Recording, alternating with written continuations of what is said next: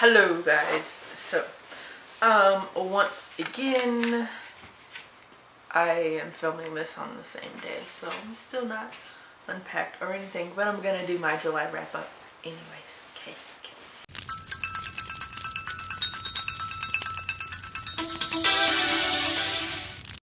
Alright, so in the month of July I read 1, 2, 3, 4, 5, 6, 7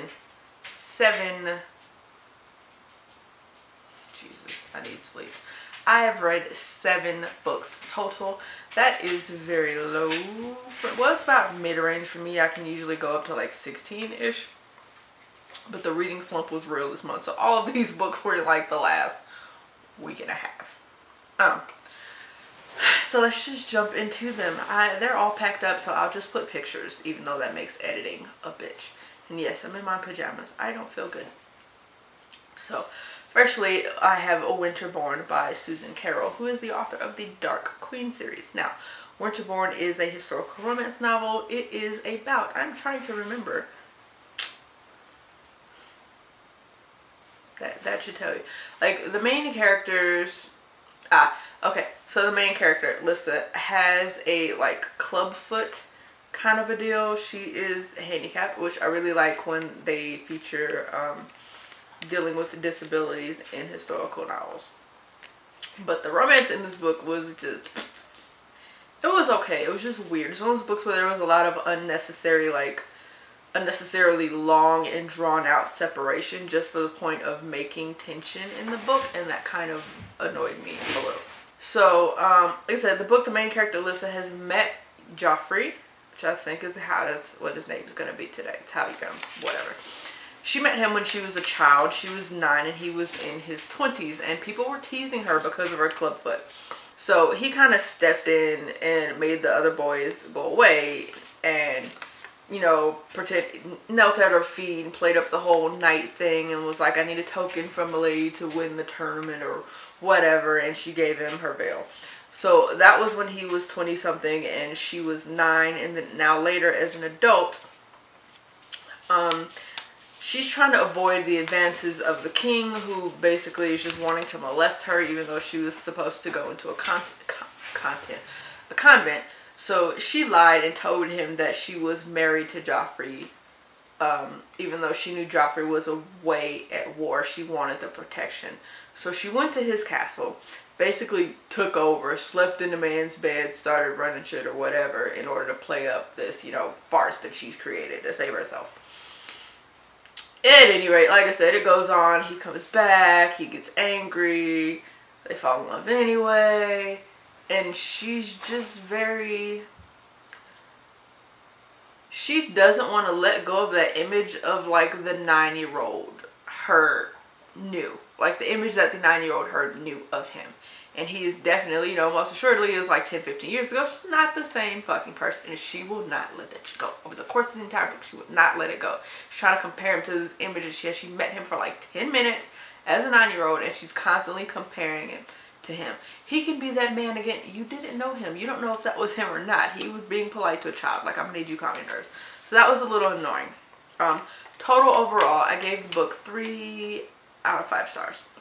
But anyway, nextly there is Red Rising by Pierce Brown, which I'm not going to talk about because I'm going to do a review for that video here in a little bit. I gave it 4 out of 5 stars. It was stab-tastically awesome. A little bit traumatizing, but awesome. Then there was Storm Dancer by J. Kristoff. Storm Dancer, I didn't make it very far into it all, and I was really disappointed. Storm Dancer is like this kind of 47 Ronin steampunk kind of a Japanese story. So the premise sounded amazing, and J. Kristoff wrote it. I mean, come on. So I was fully just going into it, guns a-blazing, ready to love it, and it annoyed the piss out of me. Like, the Japanese aspects were stereotypical Japanese aspects.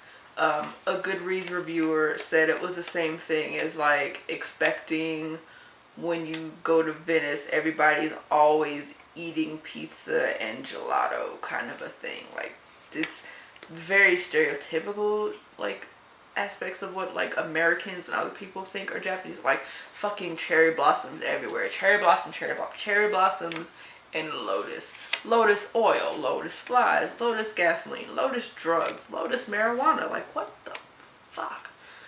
And then the honorifics, like, you can watch 2 episodes of an anime and figure out that the honorifics, when you address someone, and this is the same issue that I fucking had in Flame the Myth, the honorifics are so-and-so sama, so-and-so blah, blah. Whatever the honorific is, it's not a title alone, it's a suffix.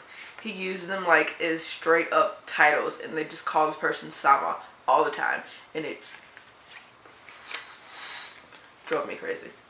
So I was like, that's quite enough, I can't, it's frustrating me, and I quit. And there was no plot in sight. It was like 37 people's like perspectives. I was like, alright, that's quite enough. Granted, I did not get very far into it at all, like a couple chapters. Like, I read from like the shoguns, and then there was like this old gambling drunk dude, and then there was a girl. By the time I got to the girl, I was like, aight. So, DNF'd it. Then there was Roar, which I was super excited about because the premise looks amazing. They're like cognitive, conscientious storms and weathers and shit. So like storms are like purposely attacking people and whatnot, and then you can like conquer them and get like your little storm heart thing power. Sounded fucking awesome. Execution, fucking not. DNF'd it. I just like, so basically I heard that you have to go into it not expecting a super awesome fantasy, but expecting it to be a romance novel. So I went into it like, okay, pretty cool romance novel then, because the initial, like, you get in the first 2 chapters, like the between the main character and the main love interest was fucking awesome in the beginning. I was like, oh, this is gonna be an amazing love story then. Okay, I can just read it for that. Then it turned to like a love quadrangle kind of a thing, and I DNF'd it.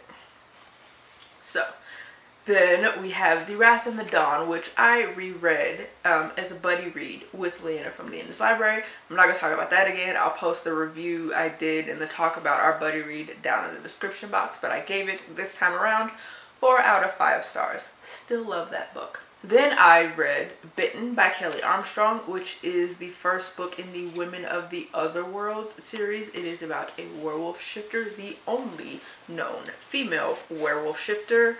The fuck is her name? Shit. What's her name?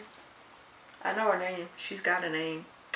It's Elena Michaels. So I started off with Bitten, watching the show first, and I loved the show. It was produced in Toronto, I think, for the Sci-Fi Channel. I loved it. There are 3 total seasons, and I am an avid fan. And the character, like the guy who plays Clay Devers, yes, please. Then, so, I had read the book, or I think for some reason the book was marked as read in Goodreads. I don't know why I did that, because I hadn't read the book yet. I actually just now read the book. I enjoyed it. I did, but it was lacking a certain kind of an elegance, per se, in the writing. I don't know if I want to call it elegance. It was just like, there was a lot of snark on Elena's part that didn't really come off snarky to me, so it was a little odd. It came off more like disjointed then, because I didn't know if she was like being bitchy or being like passive aggressive or being like meh about stuff, because there was like, I couldn't tell her tone very well in the writing, is basically what it was. But I still very much enjoyed the book. The Clay in the books is very different from the Clay in the show. The Clay in the books, now Clay is supposed to be, is he an anthropology professor? He has like a doctorate in anthropology or something or other. He studies like religions and all this other fun stuff, I think, to look into werewolf origins is what it says in the book, something like that. But at any rate, in the book he comes across more like Big Dumb Jock-ish, like barely caged, barely leashed wild animals just ready to fuck shit up all the time without putting too much thought into it. He's just like waiting for somebody to just point and say, get it. And he just like a rabid wolf, basically, like ready to just go tear shit up all the time. Like he's always like, what, fuck it up, where, what. In the in the show, he's not like that at all. So I was not expecting that. I still kind of like him because despite that, he doesn't much care for anything except his Elena. And I was just like, oh. But that kind of, there was a gut-wrenching aspect of their romance that was in the show that kind of explained why she ran from him for so long, basically, but it was not in the book, I don't think. That's kind of, I liked that aspect of it in the show, but a lot of people who read the book first was like, no, that's not how it happened, rah! But this is one I'm like, I like the show and the book equally, but for different reasons. So total, I gave that 4 out of 5 stars, and those are all of the books that I read for the month of July. Oh, there's one more book. I'm sorry. Beast Made of Night. I got as an ARC from Penguin's first read program. It was an e-ARC, and I just finished it and sorely disappointed. It just seemed like kind of highly unedited, not just didn't go through final edits, but like highly unedited. Like the plot was all over the place. The main character was completely inconsistent from like one page to the next. Like every 7 sentences he was contradicting himself, and I was just like, it was the one book that I read where I would prefer to have been told instead of shown, because the shown part was poorly executed. Like, tell me what the hell just happened, because and it was, yeah. So that is all I can say until the book comes out. So I will post a full review of that when the book is published, or when it gets closer to publication date. But knowing me, I'm gonna gripe. It'll probably have spoilers, so I'll do it when it's published. It's published October 31st, I believe. So I would like to know if any of you guys have read this. Particularly, I want to talk about Bitten. If anybody has seen the show and read the book, what do you think about the differences? And which do you like better? And also, as far as the other books, have you read Red Rising? And dude, oh my god. So now, that is it for the entire July Goodreads July wrap up. Death to the reading slump. Oh my god.